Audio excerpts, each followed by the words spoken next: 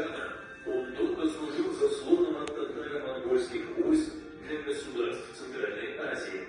Про эту осаду ходят легенды.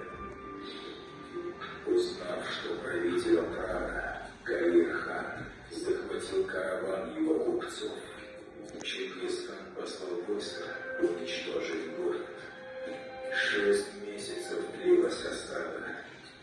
Когда воинов Омрана убивали, на крепостные стены выходили женщины и дети.